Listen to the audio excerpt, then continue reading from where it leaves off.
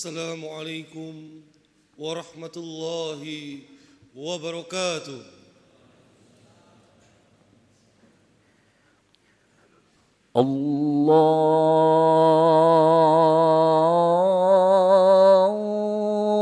الله أكبر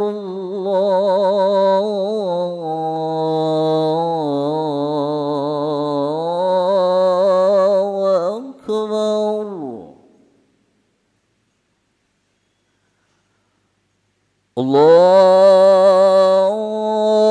الله أكبر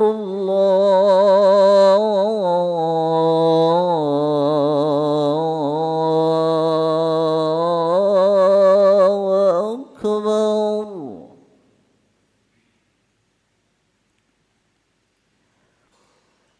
أشهد أن لا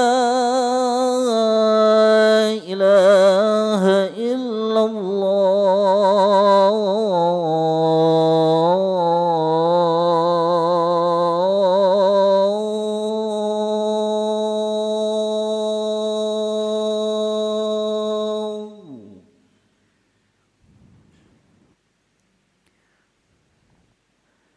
أشهد أن لا إله إلا الله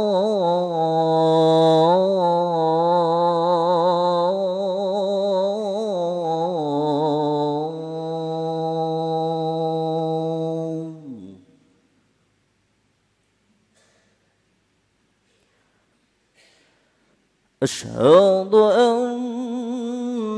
محمدا رسول الله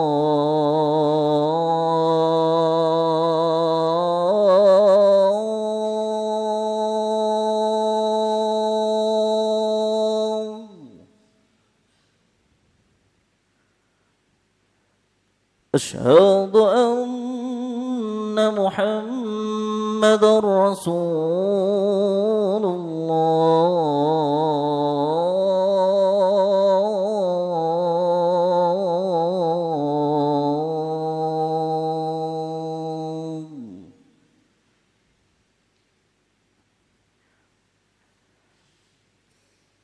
حي على الصلاة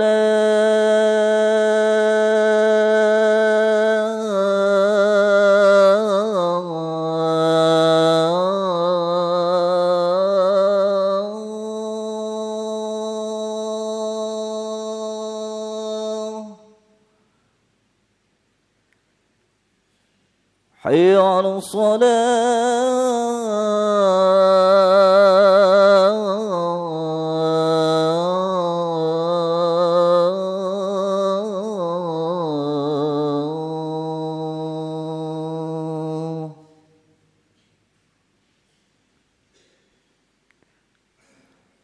حي على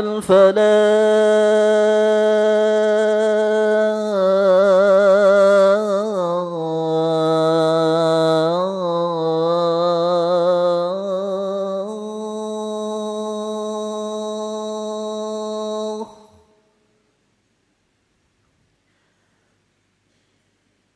حي على الفلاح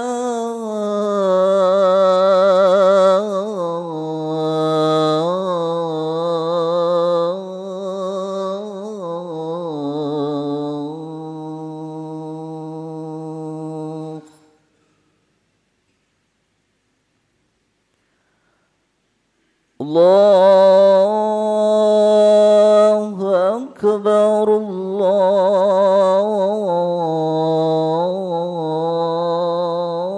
الله أكبر لا إله إلا الله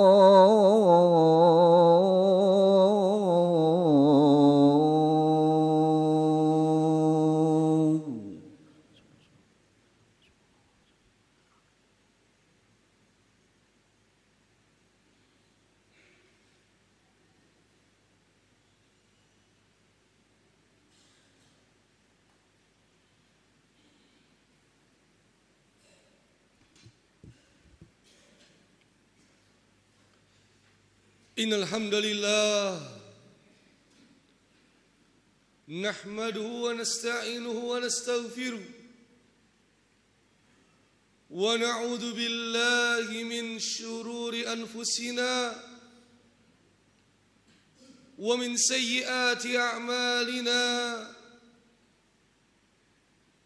man yahdihillahu fala mudilla lahu ومن يضلل فلا هادي له أشهد أن لا إله إلا الله وحده لا شريك له وأشهد أن محمدا عبده ورسوله اللهم صل وسلم وبارك على نبينا وقدواتنا وقرة أعيننا محمد وعلى آله وأصحابه ومن تبعهم بإحسان إلى يوم الدين عباد الله أوصيكم ونفسي بتقوى الله وطاعته لعلكم ترحمون قال الله تعالى في القرآن الكريم أعوذ بالله من الشيطان الرجيم يا أيها الذين آمنوا اتقوا الله حق تقاته ولا تموتن إلا وأنتم مسلمون يا أيها الناس اتقوا ربكم الذي خلقكم من نفس واحدة وخلق منها زوجها وبث منهما رجالا كثيرا ونساء واتقوا الله الذي تساءلون به والأرحام إن الله كان عليكم رقيبا يا أيها الذين آمنوا اتقوا الله وقولوا قولا سديدا يصلح لكم أعمالكم ويغفر لكم ذنوبكم ومن يطع الله ورسوله فقد فاز فوزا عظيما أما بعد معاشر المسلمين rahimani wa rahimakumullah. Sidang Jum'ah, semoga Allah Subhanahu wa taala senantiasa merahmati kita semuanya. Seorang ulama besar yang berasal dari India yang bernama Syekh Abdul Hasan Ali An-Nadwi rahimahullah taala, dalam kitabnya yang berjudul Sirah Nabawiyah, di bab-bab yang pertama beliau menulis judul bab dengan tulisan beliau, Dhaharul fasadu fil barri wal bahr, tampak kerusakan di daratan dan di lautan. Judul bab tersebut kemudian diperjelas di baris pertama ketika beliau menulis, wabil jumlati faqad kanat al insaniyah fi asril bi'sa fi tariqil intihar. Manusia ketika mereka berada dalam kekosongan kenabian, dalam posisi antara diangkatnya Nabi Isa sampai lahir dan diutusnya Rasulullah SAW, beliau mengatakan manusia dalam masa-masa fatrah, dalam masa-masa kekosongan kenabian, berada di jalur al-intihar, kepingin bunuh diri. Kenapa?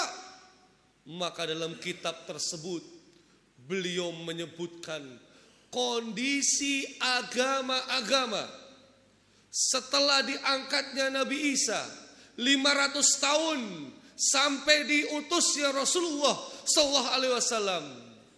Kondisi agama-agama dan kondisi negara-negara beliau tuliskan dalam kitab Sirah Nabawiyah tersebut, yang akan kita kupas secara singkat hanya beberapa saja.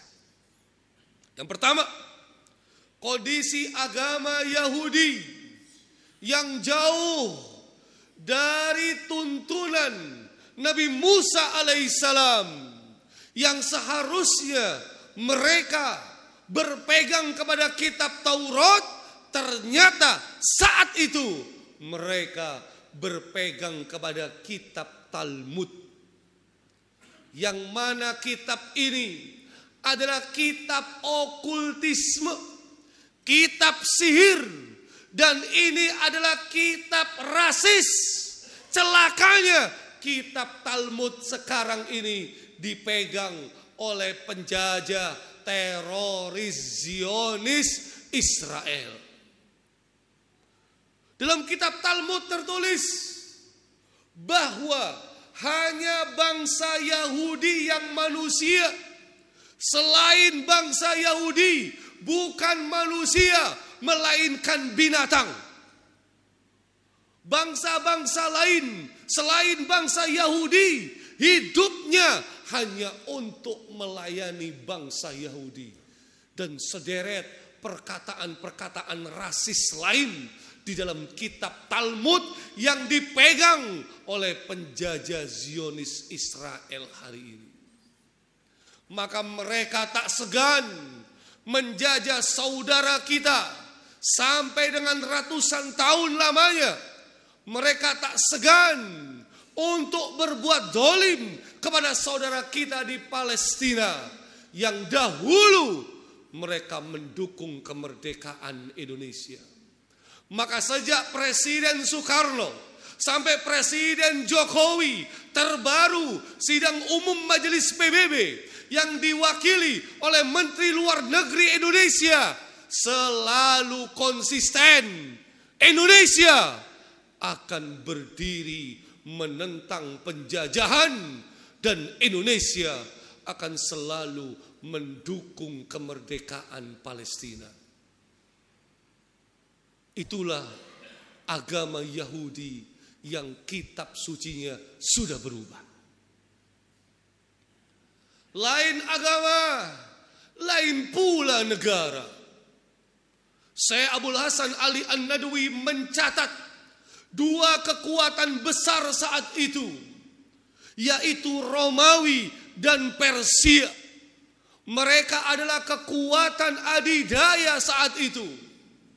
Ternyata kerajaan Romawi mereka melakukan kedoliman kepada rakyatnya hingga mengeluarkan kebijakan pajak yang terlampau tinggi yang mencekik rakyat hingga rakyat Romawi terpaksa harus melawan dengan pemberontakan. Lain kebijakan rajanya, lain pula masyarakatnya.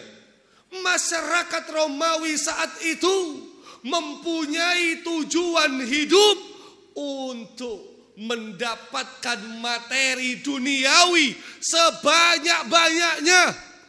Karena prinsip hidup mereka adalah serba materi alias materialistis. Lain Romawi, lain pula Persia.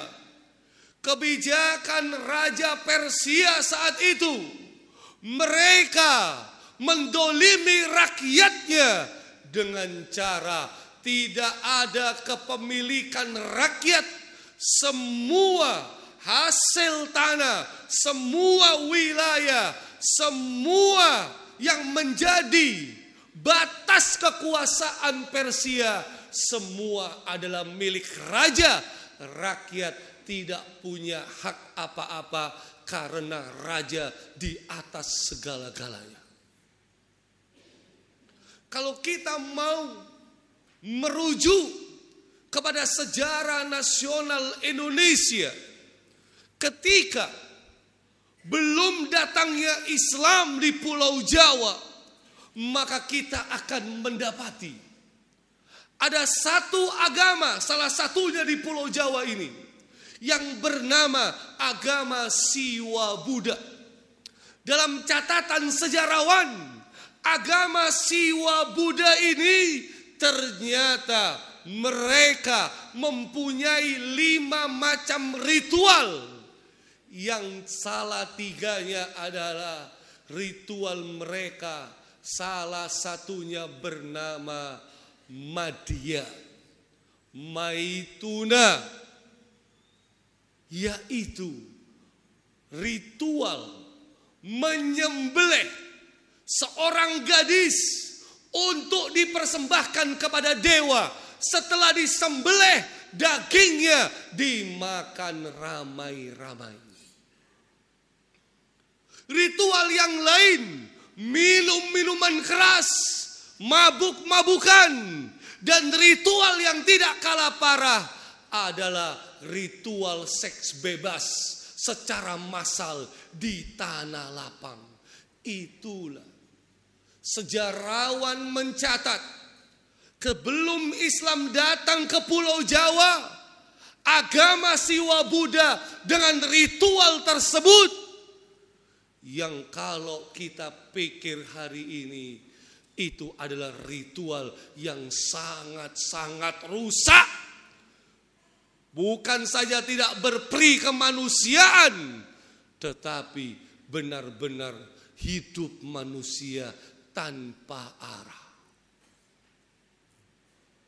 Maka Syekh Abdul Hasan Ali An-Nadwi tepatlah ketika beliau mengatakan, selama masa-masa kekosongan kenabian, tanpa ada seorang utusan yang bisa memberikan petunjuk kepada jalan yang benar, tanpa ada kitab suci yang masih murni sebagai pedoman hidup kembali ke jalan yang benar, maka beliau katakan manusia saat itu fi thoriqil intihar, berada di dalam jalan kepingin bunuh diri. Manusia krisis, bukan sekedar krisis ekonomi, bukan sekedar krisis politik, tetapi krisis jiwa mereka, krisis spiritual mereka. Sehingga daripada hidup, mereka lebih memilih mati. Maka ma'asyiral muslimin rahimani wa rahimakumullah, bersyukurlah kita, rentang jauh jarak kita dengan Nabi yang mulia sallallahu alaihi wasallam hampir 15 abad. Rentang jauh jarak kita dari Mekah menuju Surabaya. Tetapi ajaran Allah, risalah Allah yang kemudian disampaikan oleh Rasulullah sallallahu alaihi wasallam sampai kepada kita hari ini, sampai kepada bangsa kita hari ini, sampai kepada anak cucu kita hari ini. Karena seandainya kalau ajaran Islam tidak tersebar sampai ke wilayah kita, jangan-jangan ajaran Siwa Buddha dengan ritual-ritual yang serba ngawur tadi masih kita lakukan sampai hari ini. Maka benarlah ketika Allah Subhanahu wa taala nyatakan, wa ma arsalnaka illa rahmatan lil alamin wa ma arsalnaka illa kafatan linnas. Tidaklah Nabi kita yang mulia sallallahu alaihi wasallam diutus untuk seluruh manusia, untuk rahmat bagi alam semesta ini. Itulah poin pertama yang harus kita syukuri. Aqulu qouli hada wa astaghfirullah li wa lakum wa lisairil muslimina wal muslimat fastaghfiru innahu wal ghafurur rahim.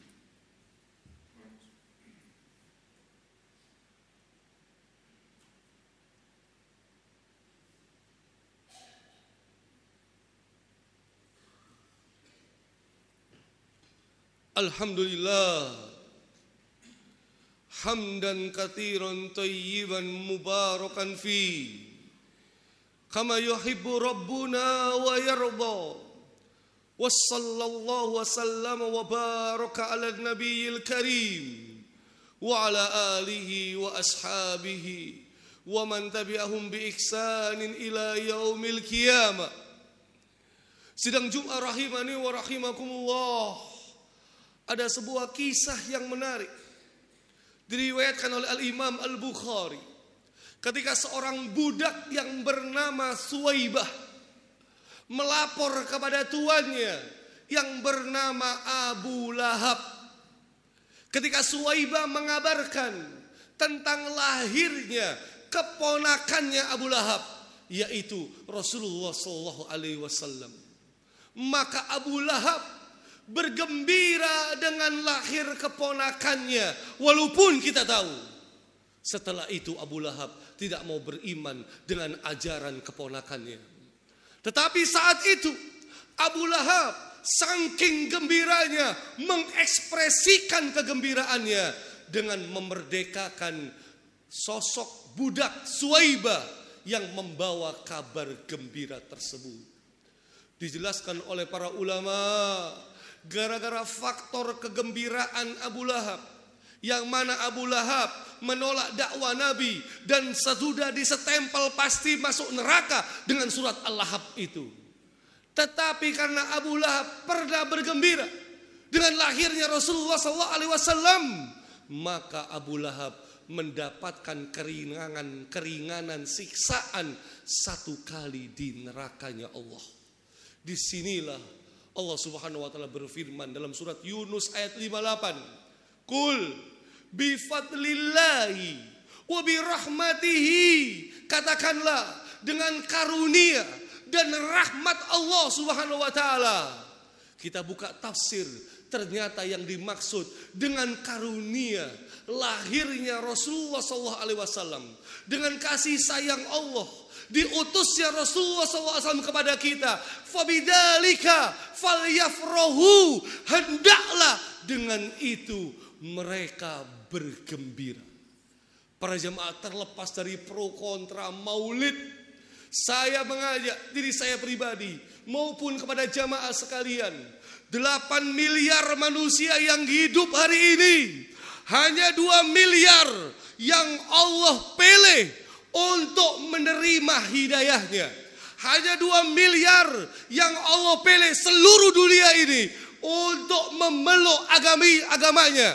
Dan 2 miliar itu termasuk kita di Masjid Baitul Hakam yang kita cintai ini. Maka lagi-lagi khotib mengajak, syukurilah, bersyukurlah kepada Allah. Karena Allah pilih kita, Allah pilih keluarga kita untuk memeluk agama Allah yang mulia ini. Pegang teguh agama ini terus.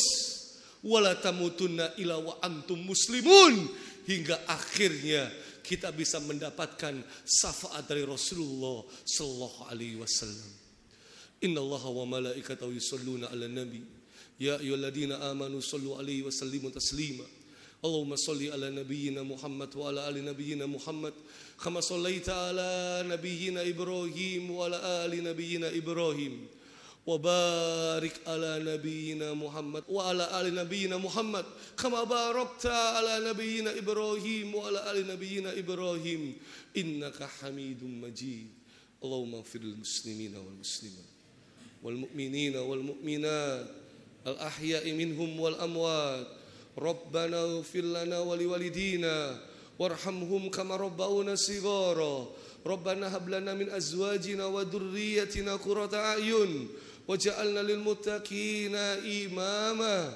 Allahumma inna nas'aluka salamatan fid din wa afiatan fil jasad wa ziyadatan fil ilmi wa barakatan fil rizki warzuqna taubatan nasuha qoblal maut wa rahmatan indal maut wa maghfiratan ba'dal maut. Allahumma hawwin alaina fi sakaratil maut wa najata minan nar wal afwa indal hisab. Allahumma inna nas'aluka husnal khatimah wa na'udzu bika min su'il khatimah. Rabbana atina fid dunya hasanah wa fil akhirati hasanah wa qina adzabannar wa qina adzabannar wa qina adzabannar. Wa sallallahu ala nabiyyina Muhammadin wa ala alihi washabbihi wasallam. Subhana rabbika rabbil izzati amma yasifun wassalamun alal mursalin walhamdulillahi rabbil alamin. Wa aqimus shalah.